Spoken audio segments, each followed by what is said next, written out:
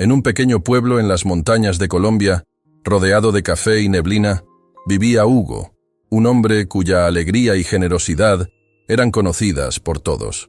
Trabajaba como artesano en un pequeño taller de madera, donde tallaba figuras que recordaban la naturaleza a su alrededor, árboles, pájaros e incluso las flores de los cafetales. Su esposa, Rosa, era su mayor compañera y la luz de su vida. Pero un día la tragedia golpeó a su puerta. Rosa enfermó repentinamente y se fue, dejando a Hugo devastado. Desde entonces, él ya no era el mismo. El taller que antes pulsaba con vida, ahora parecía un lugar vacío, solo una sombra de lo que había sido. Hugo se distanció de sus amigos y de la comunidad. Perdió el brillo en la mirada, e incluso el café, que solía saborear con tanto gusto, ahora le parecía amargo. El pueblo sintió su ausencia, pero nadie podía traer de vuelta al viejo Hugo, aquel que animaba a todos.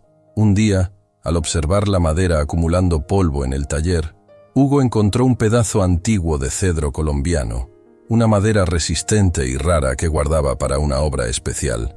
Algo en esa madera lo llamó, como si un susurro viniera de los árboles que rodeaban las montañas, y decidió, sin mucha esperanza, esculpir algo, solo para intentar calmar el dolor. En los días que siguieron, Hugo volvió al trabajo.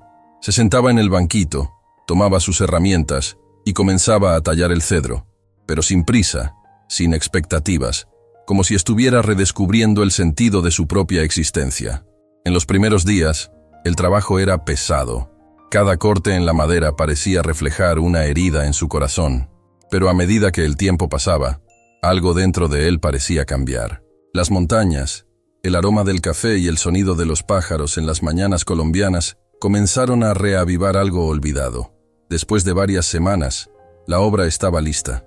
Era una escultura de un árbol ancestral, robusto, con ramas retorcidas y raíces profundamente arraigadas. Ese árbol parecía guardar la esencia de las montañas y de las selvas colombianas, la fuerza de los Andes y la historia de todo lo que él había vivido. Al mirar su creación, Hugo finalmente sintió sus lágrimas correr. Eran lágrimas de dolor, pero también de alivio, una liberación.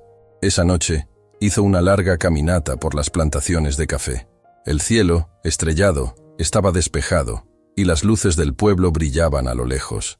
Se dio cuenta de que, aunque el dolor permanecía, algo nuevo nacía dentro de él.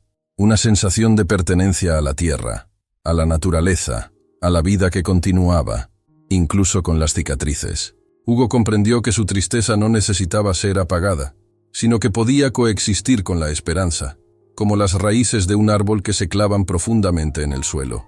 Con el tiempo, volvió a abrir su taller, y sus esculturas adquirieron una belleza aún mayor, como si cada pieza contuviera un pedazo de su propia historia y del alma de las montañas. Su dolor se transformó en fuerza, y él, en vez de rechazar el pasado, pasó a honrarlo en cada obra, como una ofrenda a las montañas y a los espíritus de todo lo que amaba en Colombia.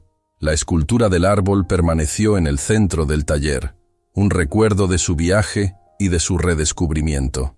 Le recordaba a él y a todos en el pueblo que a pesar de los dolores y las pérdidas, siempre hay un camino de regreso a la vida, que siempre es posible encontrar la esperanza en las raíces que nos conectan a nuestra tierra y a nuestras historias. Moraleja de la historia. Así como las montañas colombianas resisten las tormentas, el espíritu humano puede encontrar fuerzas en sus raíces, incluso ante las pérdidas, y florecer nuevamente, transformando el dolor en redención.